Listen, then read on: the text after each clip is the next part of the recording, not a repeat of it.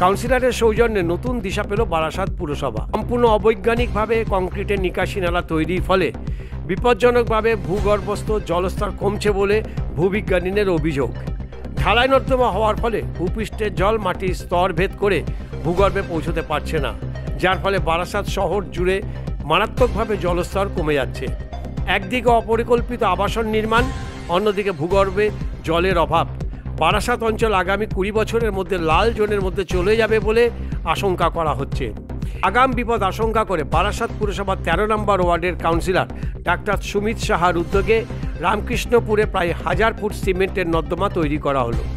10 foot অন্তর বসানো হচ্ছে ফ্যানেল আকৃতির পাইপ, যার মাধ্যম দিয়ে বর্জিত জল সোজা মাটির গভীরে পৌঁছে যাবে।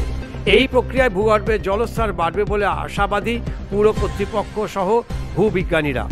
এই যে ড্রেন, সব জায়গায় তো কংক্রিটের জঙ্গলে মোড়া হয়ে যাচ্ছে, মাটি থাকছে না।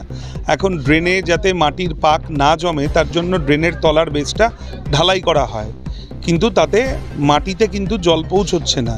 সেই জলটাকেও যাতে কাজে লাগানো যায় সেই জন্যই আমরা ড্রেনের বেসের 10 থেকে 12 ফুট অন্তর 6 ইঞ্চি করে মাটির ভেতরে পাইপ ঢুকিয়ে দিয়েছি, এবং ওই পাইপের মুখটা যাতে প্লাস্টিক বা অন্য কোনো কিছুতে আটকে গিয়ে সেটা জাম না করে ড্রেন, তার জন্য উপরে চারকোল দিয়ে দিচ্ছি। চারকোলের দুটো বেনিফিট, এক হচ্ছে গিয়ে তাতে ড্রেনের পাকটাও ওখানে আটকে অবস্ট্রাকশন করবে না, আর দ্বিতীয়ত চারকোল নিজে সেলফ ফিল্ট্রেশন করে, জলটা খানিকটা পরিশ্রুত হয়ে ভূগর্ভে পৌঁছবে। এই ধারণার জন্যই করা, আলটিমেট পরিবেশ বাঁচবে। স্থানীয় নাগরিকদের আশা, বারাসাত সহ বিভিন্ন শহরতলিতে জলের স্তর বিপজ্জনকভাবে কমে যাচ্ছে। এই পদ্ধতিতে যদি নর্দমা হয় তাহলে সেই ঘাটতি কিছুটা হলেও মিটবে। সাধুবাদ জানাই, এবং এটা খুবই ভালো এবং দৃষ্টান্তমূলক একটা পদক্ষেপ বলে মনে করি।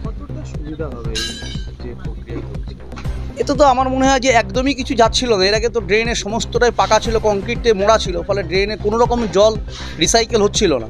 সেটা একটু হলেও তো হবে, এবং সেটা আশা করা যায় আগামী দিন কতটা হচ্ছে পরীক্ষামূলকভাবে এটা শুরু হলো, এটা আগামী দিনের রেজাল্ট পাওয়া যাবে।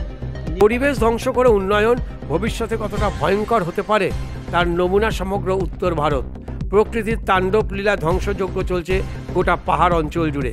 পানীয় জল এবং ভূগর্ভস্থ জলের সংকট নিয়ে এখন থেকেই যদি সরকার এবং জনগণ সচেতন না হয় তাহলে আগামী দিনে এক ফোঁটা জলের জন্য মানুষকে হাহাকার করতে হবে। ব্যুরো রিপোর্ট, বাংলার খবর।